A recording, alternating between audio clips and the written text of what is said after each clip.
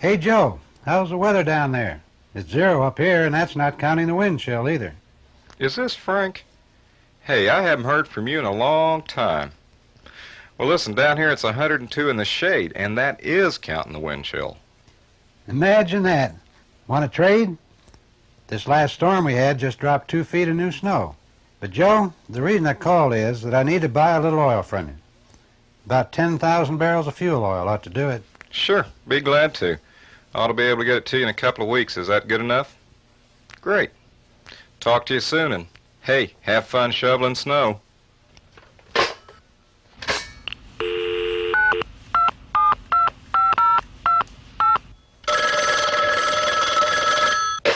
Hello, this is Bill. Yeah, Joe. Sure, I can get up north by then. 10,000 barrels? I'll put that new guy on it right away.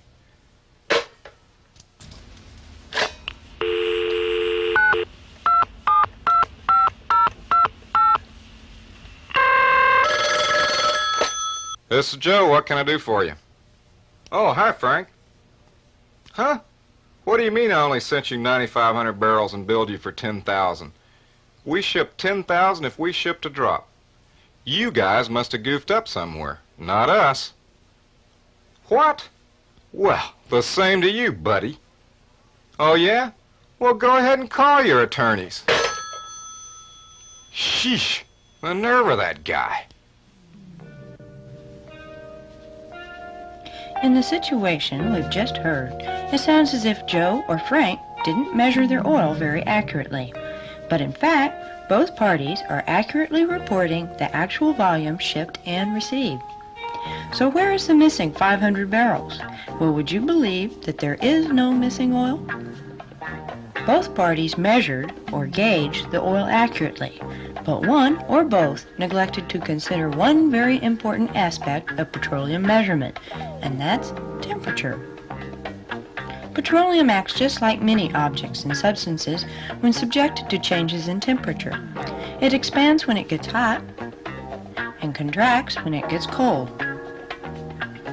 The oil quantity Joe measured was much greater because he measured oil that had expanded.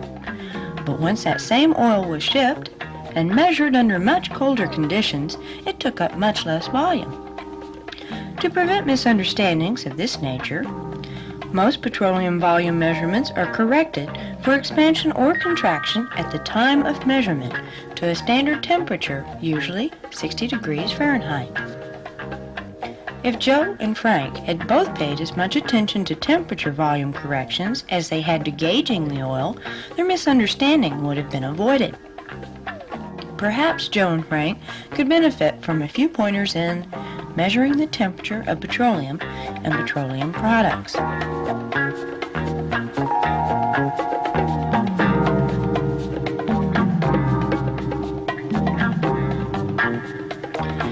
Petroleum doesn't have to be shipped to undergo volume changes due to fluctuations in temperature. Volume fluctuations occur daily, even in stationary tanks, due to atmospheric changes like cold fronts, heating from the sun, and cooling from precipitation. For this reason, whenever a precise calculation of volume is necessary for sales, custody transfers, or inventories, you should pay as much attention to the temperature of the product as you do the product's physical volume. In fact, the temperature must be measured at the same time the petroleum product is being measured.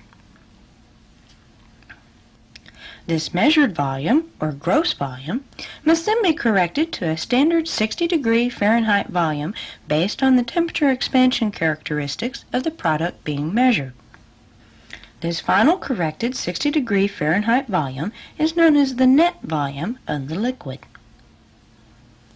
The API Manual of Petroleum Measurement Standards, Chapter 11, has standard tables for making these volume corrections. There are a variety of thermometers that you may use depending on the tank, vessel, or pipeline to be measured. Some are portable assemblies that are carried from site to site, and others are permanently mounted in one location. Thermometers used for custody transfer measurements are normally able to differentiate temperatures to at least 1 degree Fahrenheit. However, in some cases, measurement requirements call for temperatures to be reported to the nearest tenth of a degree Fahrenheit. Before using any mercury-filled thermometer, you should check the mercury column for separation and the glass for readable degree etchings. If the mercury column is separated or broken, the glass cracked, or the degree marks unreadable, do not use that thermometer. Similarly, the glass face of dial thermometers, meter line thermometers, and fixed tank assemblies should be clear and free of cracks. Portable thermometers need cleaning after each use to prevent petroleum buildup. Buildup acts like an insulating blanket, and it takes longer for the thermometer to stabilize for accurate readings. All thermometers must be calibrated once a year. Use either a National Bureau of Standards thermometer or a certified thermometer traceable to an NBS thermometer. Yearly calibration and frequent field inspections against recently certified thermometers help ensure year-round accuracy. In some applications, the date of the last calibration must appear on the dial or scale face, and calibration records maintained for automatic tank thermometers.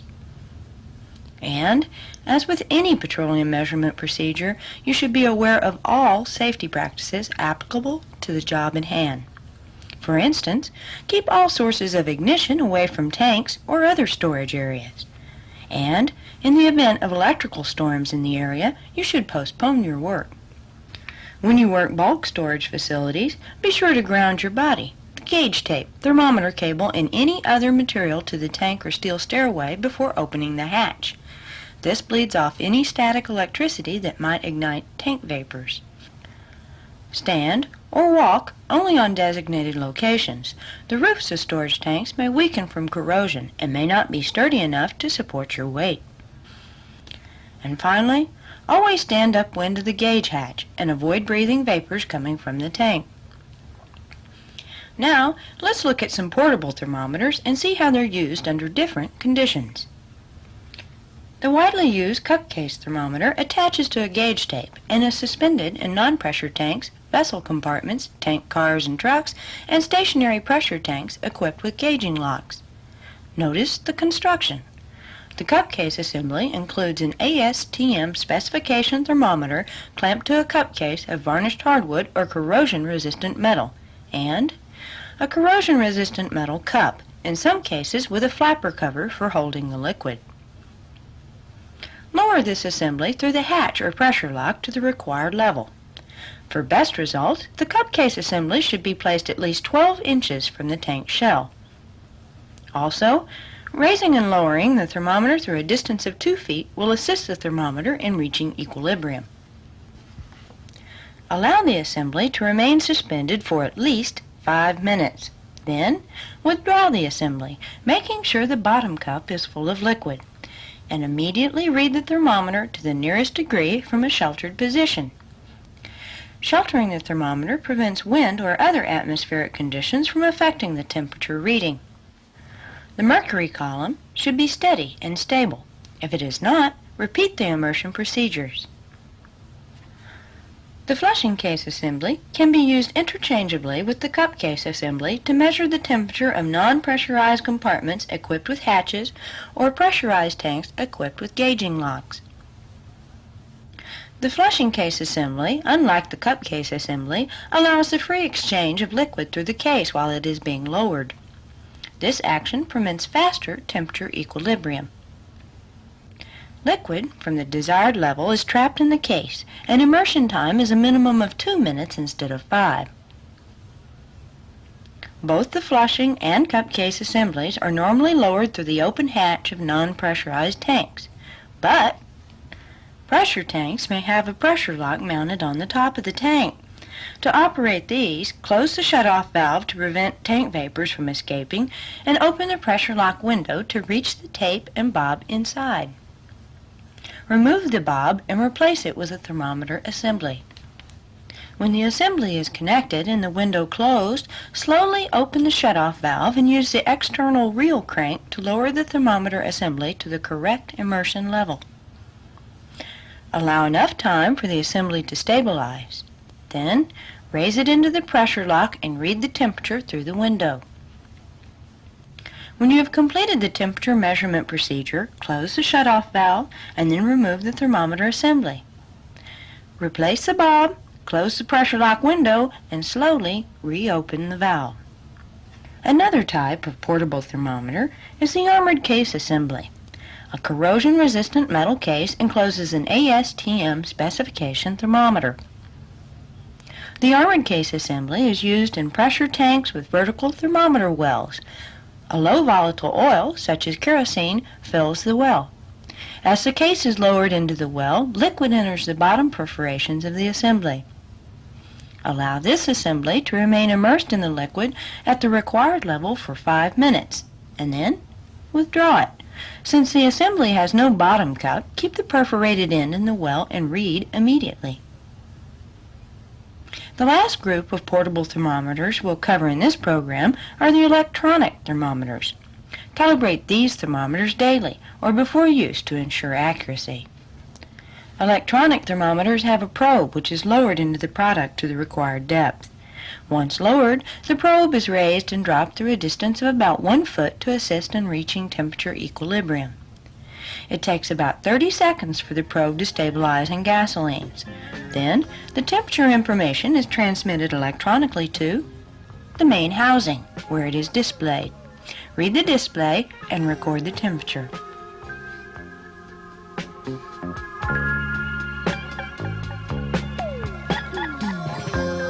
Well, that just about covers all the portable thermometer assemblies and their various uses. But merely using the right temperature equipment for the particular job is not enough. You must take the correct number of measurements in the correct places. The temperature of a liquid in storage may vary throughout its depth. When high temperature differentials are known to exist, use special precautions to obtain a correct average temperature. The API Manual of Petroleum Measurement Standards, Chapter 7, outlines the correct number of readings to take in different situations. For instance, it may be necessary to obtain multiple temperature readings from different tank heights in order to obtain one correct tank temperature. The number of readings as well as the location vary with the depth of the liquid being measured. When you must take more than one reading, record the average of all the temperature readings to the nearest whole degree. Different types of petroleum products require different immersion times for stable temperature readings. So, be sure the thermometer remains at the proper level for the specified length of time in order to obtain an accurate reading. In addition, settled sediment and water at the bottom of the tank can also affect the temperature reading. If you must take a reading near the tank bottom, be sure you know the height of the settled sediment and water and position the thermometer above this zone. When you have completed the temperature measurement, remember to take time to clean the tools and equipment and leave the work area in good condition, ready for the next work assignment. Now that we've looked at the portable thermometers, let's take a look at some temperature measuring devices that remain fixed in one location.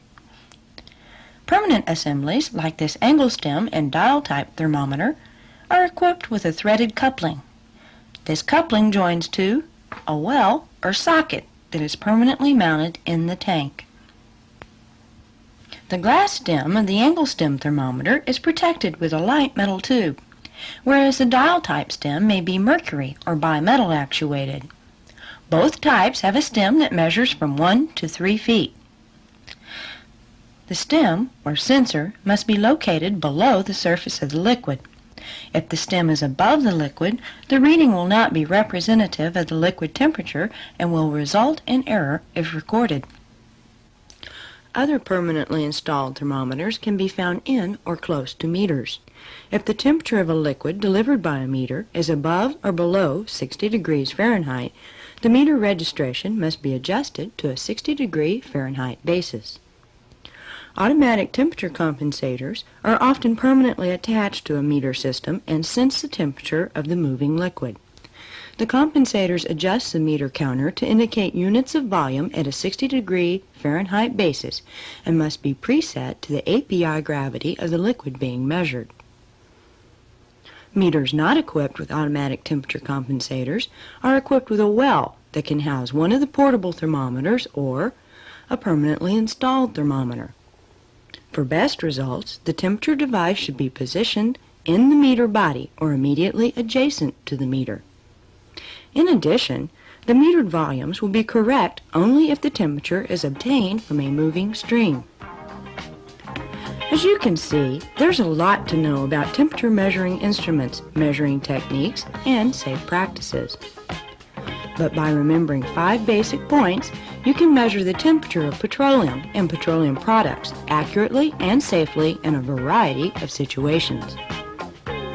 First, choose the right equipment for the job at hand and check to see that the instruments are clean and meet specifications.